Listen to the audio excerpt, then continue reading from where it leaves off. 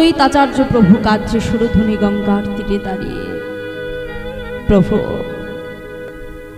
এই সুরধুনী গঙ্গার তীরে দাঁড়িয়ে দুটি নয়ন জলে বুকু ভাসিয়ে গৌর গৌর বলে কেঁদে কেঁদে আমি তোমায় এনেছি। আজ তোমা বিনা এই শূন্য নদী, শূন্য নদী যে আমি আর দেখতে পারছি না প্রভু। তোমাকে হারা এই নদী আমি দেখতে পাচ্ছি না দয়াময়। একদিকে অদ্বৈতাচার্য প্রভু কাঁদছে, একদিকে কাঁদছে শ্রীবাস প্রভু। কত নিশি আমি তোমায় নিয়ে হরি নাম করেছে, আজ তোমার এই অঙ্গনে যদি তুমি না থাকো, তবে এই নবদ্বীপে আমরা কেমন করে থাকবো? মাত্র 24 বছর বয়সে মহাপ্রভু আমার সন্ন্যাস ধর্ম নিয়েছিলেন বাবা। 24 বছর বয়সে তিনি নদিয়া ছেড়ে সন্ন্যাসী হয়ে তিনি চলে গিয়েছিলেন। আর তার যত ভক্ত ছিল সব সেই গৌর হরি বিনা শূন্য নদে তারা হা গৌর গৌর বলে কাঁদছে। হরিদাস ঠাকুরকে প্রভু নিজ হাতে কৃপা করেছিলেন। সেই হরিদাস ঠাকুর প্রভুকে কেঁদে কেঁদে বলছে, দয়াময় আমার মতো পতিতকে তুমি তোমার নিজের বুকে টেনে নিয়েছিলে। কত আঘাত, কত যন্ত্রণা আমি সহ্য করেছি, তবুও তুমি আমাকে, তুমি কি পা করে তোমার কাছে আমার মতো পতিতকে টেনে নিয়েছিলে প্রভু। আমার মতো পতিতকে তুমি কি পা করেছিলে?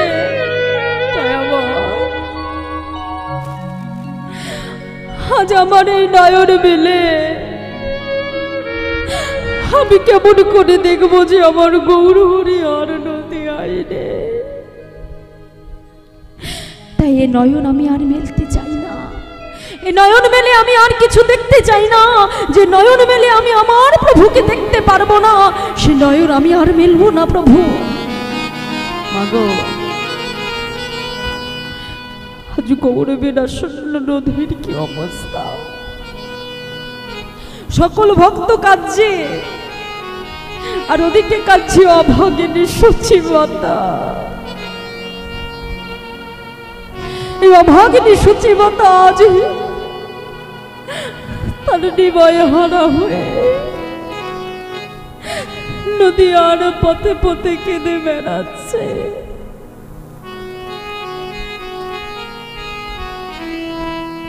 তার ঘরে আছে বৌমা বিষ্ণুপ্রিয়া।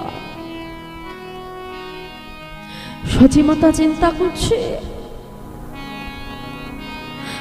আমি কেমন করে আমার বৌমার সামনে যে দাঁড়াবো, কেমন করে এই মুখ আমি আমার বৌমাকে দেখাবো, কি বলবো আমি তার কাছে যে সে আমার নিবয়ার প্রতি আইলে।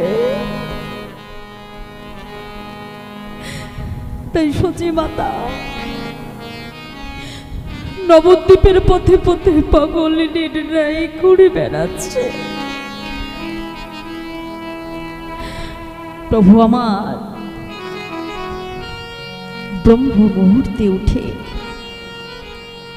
সচিমাদের চরণে প্রণাম জানিয়ে ঘর ছেড়ে সন্ন্যাস ধর্ম নিয়ে তিনি চলে গিয়েছিলেন।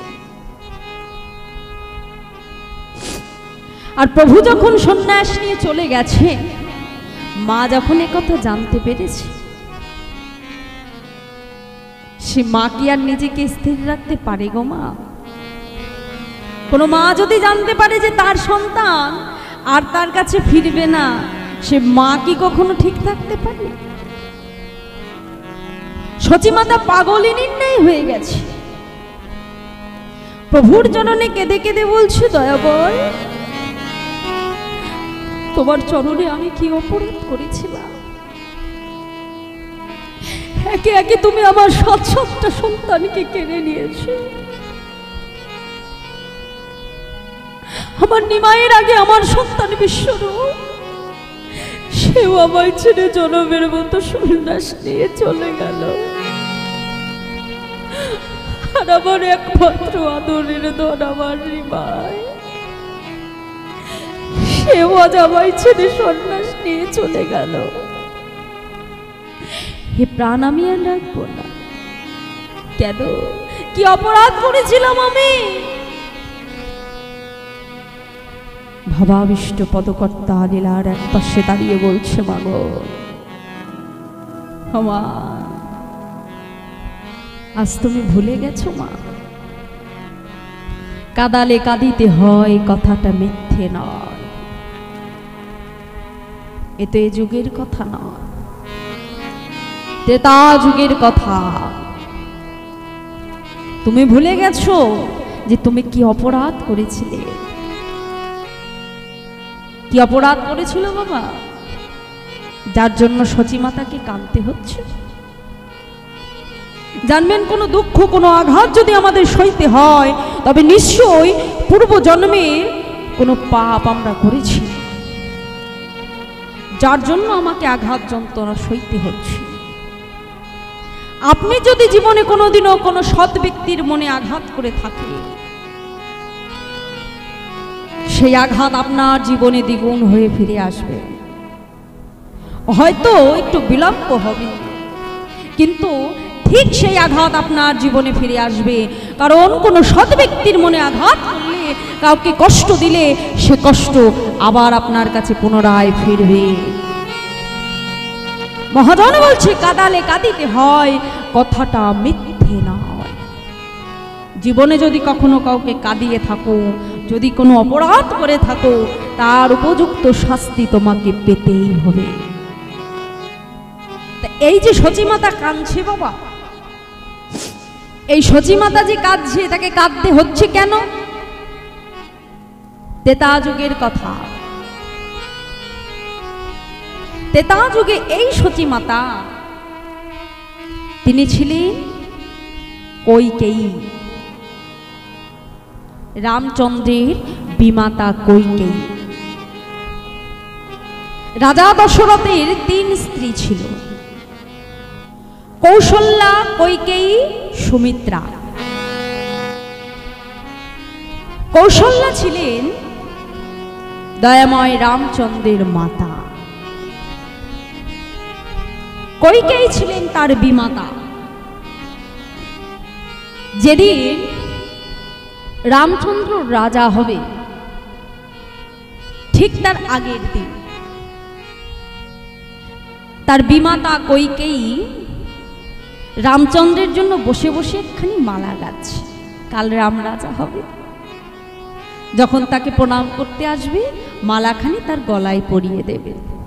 আহা, মা যখন বসে বসে মালা গাচ্ছে, ঠিক এমন সময় সেই কুচি মন্থরা, সেই মন্থরা এসে কৈকেয়ীর কর্ণে কুমন্ত্রণা প্রদান করল। বলছে, হ্যাঁ রে, এত আনন্দ করে এই যে মালা গাচ্ছিস, কার জন্য গাচ্ছিস? কেন তুমি জানো না? কালকে তো আমার রাম রাজা হবে। আমার রাম যখন আমায় প্রণাম করতে আসবে, এই মালাখানি আমি তার গলায় পরিয়ে দিয়ে আমি তাকে আশীর্বাদ করব। বাহ বাবা, রাম রাজা হবে, তার জন্য তোর মনে এত আনন্দ? আনন্দ হবে না? আমি বিমাতা হলেও তো তার মা। সন্তান যদি রাজা হয়, মায়ের মনে আনন্দ হয় না বলো? তোর এত আনন্দ কিসে?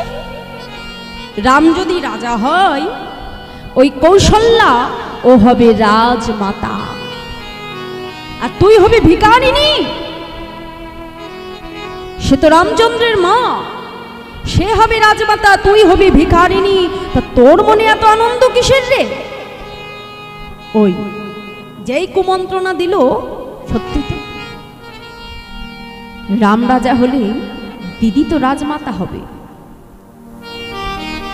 দিদি তো রাজমাতা হবে, তাহলে আমার এত আনন্দ কিসে?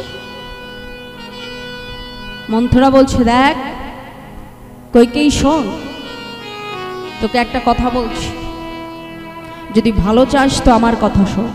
হ্যাঁ বলো, বলো আমি কি কথা শুনবো? তুমি যা বলবে আমি তাই শুনবো। দেখো, ওই যে একবার কন্যে কানের ভেতর ওই যে কুমন্ত্রণা দিয়ে দিয়েছি, সব শেষ। বলছি বলো, তুমি যা বলবে আমি তাই করব। বলছে শোন, রাজা দশরথ যখন একদিন যুদ্ধে ক্ষতবিক্ষত হয়ে এসেছিল, তুই তাকে সেবা করে তাকে সুস্থ করে তুলেছিলিস। তখন দশরথ তোকে বলেছিল যে সে তোকে কিছু দিতে চায়, সে তোকে বর দিতে চায়, আর তুই কিন্তু তখন সেই বরটা চাসনি। তোর মনে আছে? হ্যাঁ মনে আছে তো। আমি তো বলেছিলাম যখন সময় হবে আমি ঠিক বরটা চেয়ে নেব। আজ তো সময় এসে গেছে, তোকে দুটো বর দেবে বলেছিল না? আজ সময় এসেছে, সেই দুটো বর উপযুক্ত সময় আজ, ওই দুটো বর তুই আজকে চেয়ে নে। কি বর চাইবো আমি যা যা বলে দেবো ঠিক তাই তাই বলবি।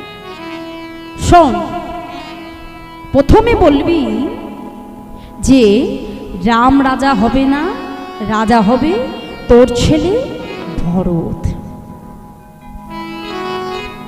প্রথম বরটি হলো রাজা হবে তোর ছেলে ভরত। বেশ, দ্বিতীয় বর, দ্বিতীয় বরটা কি জানিস? দ্বিতীয় বরটা হলো 14 বছরের ন্যায় রামচন্দ্রকে বনবাসে যেতে হবে। এই দুটো বর তুই চাইবি। এই কথা শুনবা মাত্র কইকেয়ীর মনটা কোথায় জানো? কইকেয়ীর বিবেকটা কইকেয়ীর ভেতর থেকে বলে উঠল, কইকেয়ী এ তুই কি করছিস? আজ তুই লোভের বশবর্তী হয়ে এহেন হতকারী সিদ্ধান্ত নিচ্ছিস, কিন্তু কোথায় যেন অহংকারী বিবেকটা সে সত্য বিবেকের মনটাকে চেপে দিল। ঠিক যেই দিন রামচন্দ্রের অভিষেক, রাজ্য অভিষেক হবে, সকলে উপস্থিত, দেখা গেল তার বিমাতা কইকেয়ী সেখানে নেই। রাজা দশরথ খুঁজতে খুঁজতে এসে দেখছে অন্দরমহলে কইকেয়ী তার ঘরে চুপটি করে বসে আছে। রাজা দশরথ এসে বলছে, কি হলো কইকেয়ী? আজ সারা রাজ্যে এত আনন্দ, আমার রাম রাজা হবে, তুমি ঘরে বসে আছো কেন? তাড়াতাড়ি চলো, আমার রামের যে রাজ্য অভিষেক হবে, তুমি বসে আছো কেন? তুমি তো তার মা। স্বামী, আমি যেতে পারি, কিন্তু তার আগে আমার দুটো বর লাগবে। হ্যাঁ, তুমি আমার কাছে বর চাও? কইকেয়ী, আজ আমার মনে তো বড় আনন্দ কইকেয়ী, আজ আমার ছেলে রাম রাজা হবে। ও কইকেয়ী, আজ আমার কাছে যে যা চাইবে আমি তাকে তাই দেব। বলো কইকেয়ী, তুমি কি চাও? স্বামী, একদিন যুদ্ধে আপনি ক্ষতবিক্ষত হয়ে যখন ফিরে এসেছিলেন, আমি আপনার সেবা করে আপনাকে সুস্থ করে তুলেছিলাম, মনে আছে? হ্যাঁ, সেই কথা কি আমি ভুলতে পারি? সেই দিন আপনি আমাকে প্রতিশ্রুতি করেছিলেন আপনি আমাকে দুটো বর দেবেন, মনে আছে? হ্যাঁ কইকেয়ী, আমার মনে আছে। আজ আমার সেই বর দুটো চাই, আপনি আমাকে দেবেন? তিসত্য অঙ্গীকার করুন, বলুন আপনি আমাকে দেবেন।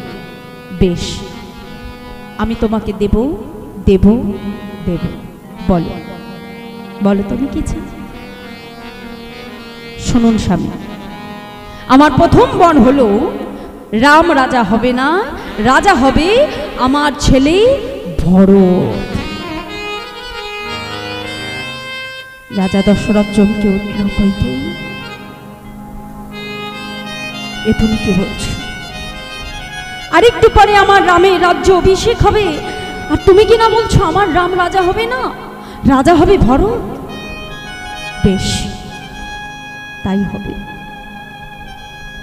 রামও আমার সন্তান,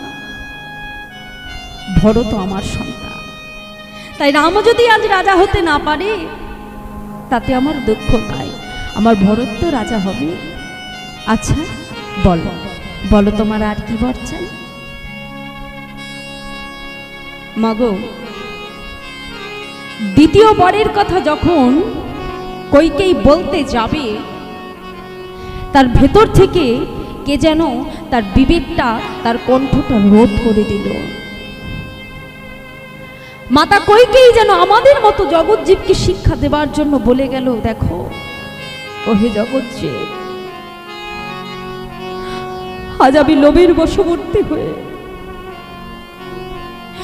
ভগবানকে কাছে পেয়েও আমি যেমন তাকে দূরে সরিয়ে দিলাম,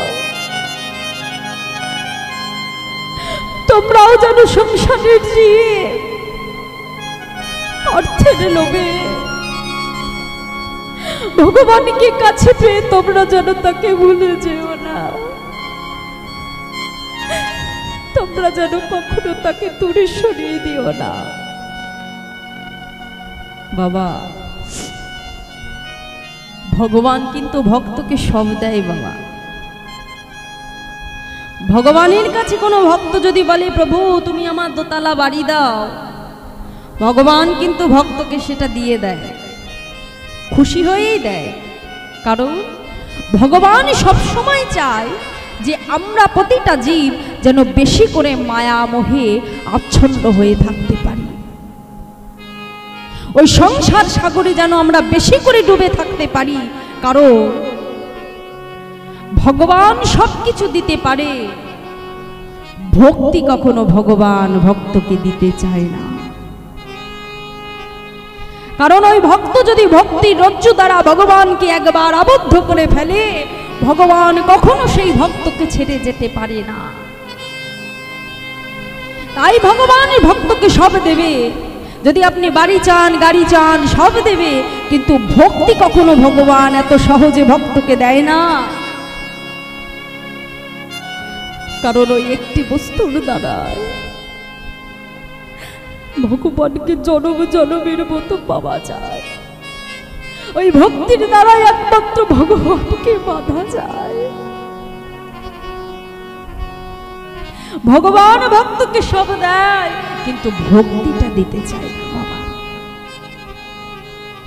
তাই আজ মাতা কইকেয়ী যেন আমাদের জগৎজীবকে শিক্ষা দিচ্ছে, ওহে জগৎজীব,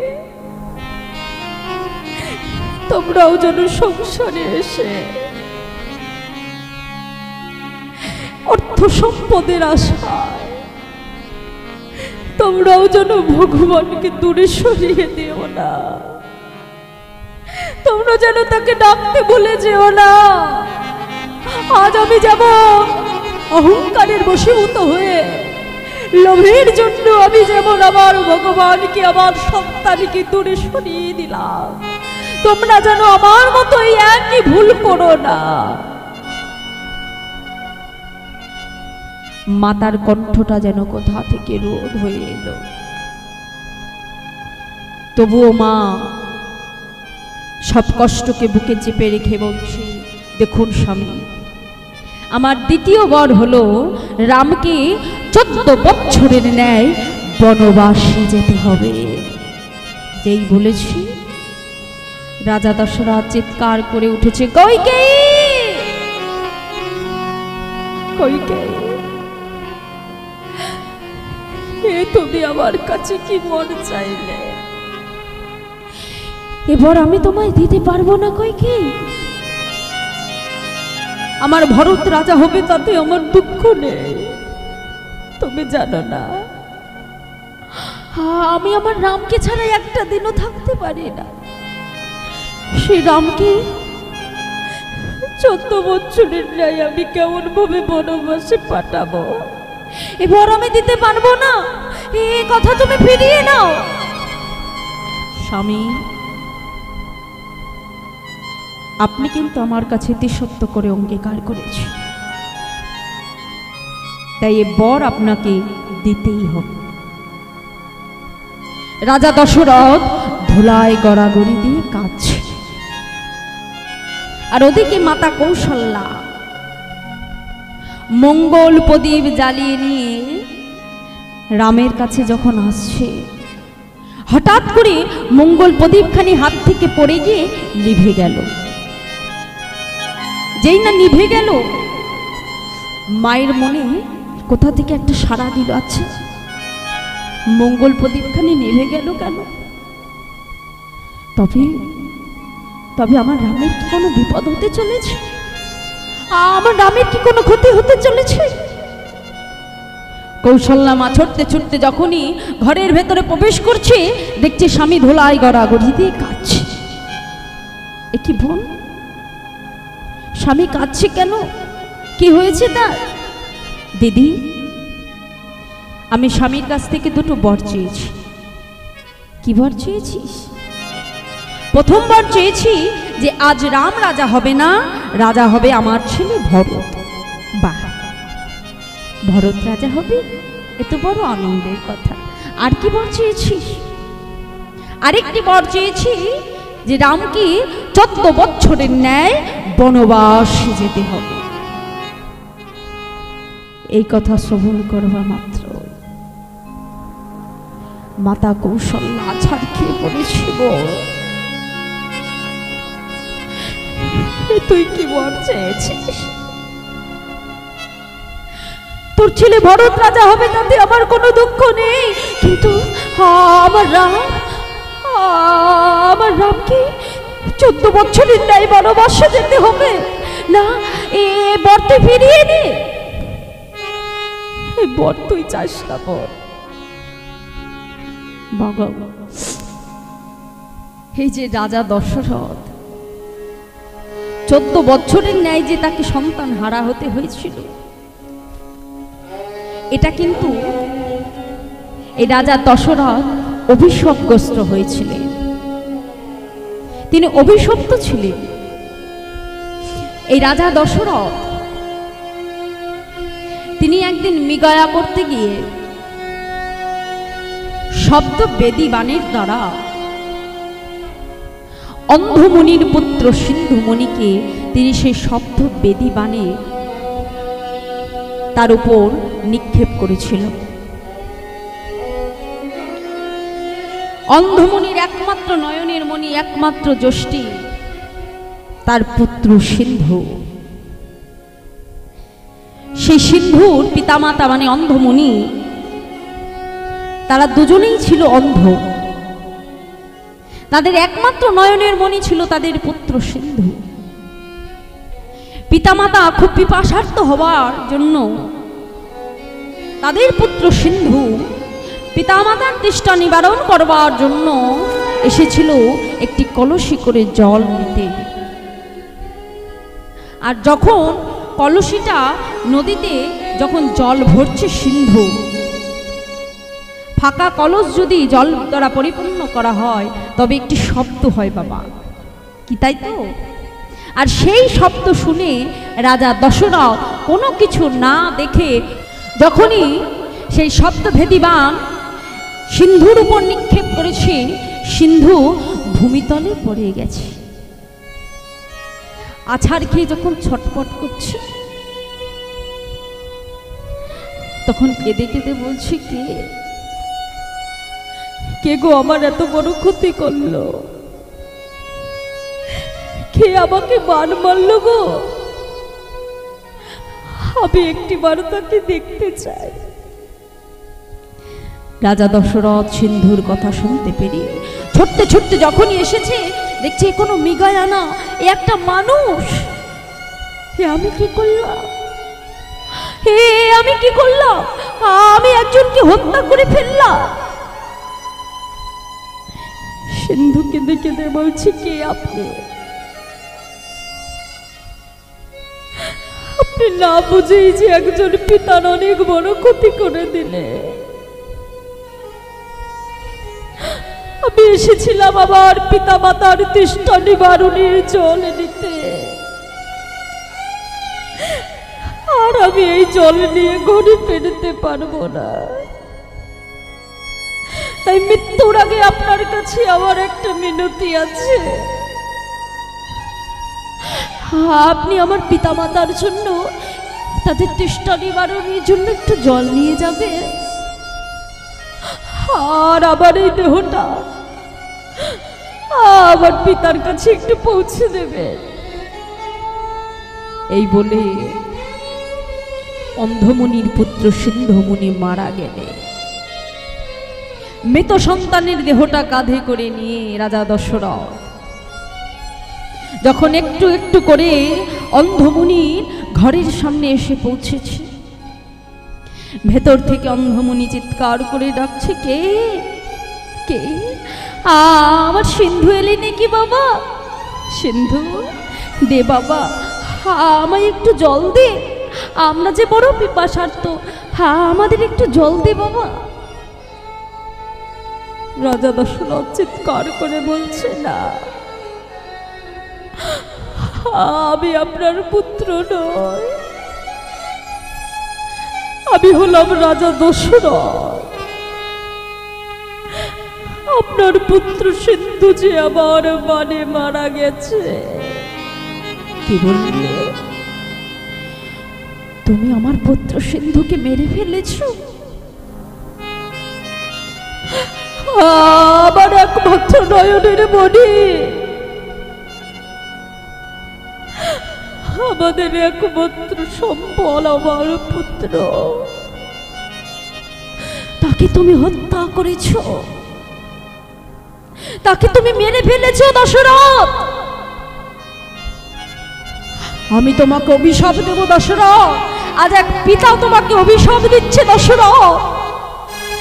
তুমি যেমন আমার পুত্রকে মেরে ফেলে আমাকে পুত্র হারা করে দিলে, আমি তোমাকে বলে রাখছি দশরথ, তোমাকে জীবিত অবস্থায় তোমার পুত্র শোক পেতে হবে, জীবিত অবস্থায় তোমাকে পুত্র হারা হতে হবে, আর তুমি তখন বুঝতে পারবে একজন পুত্র হারা পিতার কতটা যন্ত্রণা, একজন পুত্র হারা পিতার মনে কতটা বেদনা। আজ তুমি যেমন আমাকে আমার পুত্র হারা করে দিলে, একদিন তোমাকেও তোমার পুত্র হারা হয়ে কাঁদতে হবে দশরথ। আমি তোমাকে অভিশাপ দিলাম। সেই থেকে রাজা দশরথ অভিশপ্ত হয়ে গেলে, সেই অভিশাপে আজ রাজা দশরথ 14 বছরের ন্যায় সন্তান হারা হয়ে, রামচন্দ্রকে হারা হয়ে অবশেষে পুত্র শোক পেয়ে তাকে মরতে হয়েছিল বাবা। এটা তখনের কথা নয়, রাজা দশরথ অভিশাপগ্রস্ত ছিলেন, তাই তাকে পুত্র হারা হতে হয়েছিল। আর ওদিকে যখন মাতা কইকেয়ী সেই কৌশল্যার মনে আঘাত করল, 14 বছরের ন্যায় তাকে যখন পুত্র হারা করে দিল, সেই মাতা কৌশল্যা কইকেয়ীর কাছে এসে বলছে, কইকেয়ী, তোর সন্তান রাজা হবে তাতে আমার কোনো দুঃখ ছিল না রে গো, কিন্তু তুই একজন মা হয়ে আরেকজন মাকে তুই সন্তান হারা করে দিলি। একজন মা হয়ে তুই আর এক মাকে সন্তান হারা করে দিলি। সন্তান হারা মায়ের বেদনা তুই কেমন করে বুঝবি? তাই আজ আমিও তোকে অভিশাপ দিলাম, তুই যেমন আমাকে 14 বছরের ন্যায় আমার সন্তান হারা করে দিলি, আমি তোকে অভিশাপ দিলাম, আমি 14 বছর সন্তান হারা হয়ে যেমন কাঁদবো, ঠিক তেমন ভাবে তোকেও তিন জনম সন্তান হারা হয়ে কাঁদতে হবে। তুইও তিন জনম সন্তান হারা হয়ে কাঁদবি। শোন, প্রথম জনম হবে তোর দেবকী রূপে। একে একে তোর 7টি কন্যা সন্তান হবে। অষ্টম গর্ভে জন্মগ্রহণ করবে কৃষ্ণ। তাকে তুই ঠিক জন্ম দিবি, ঠিকই জন্মটা তুই দিবি, কিন্তু সন্তান সুখ তুই কখনো পাবি না।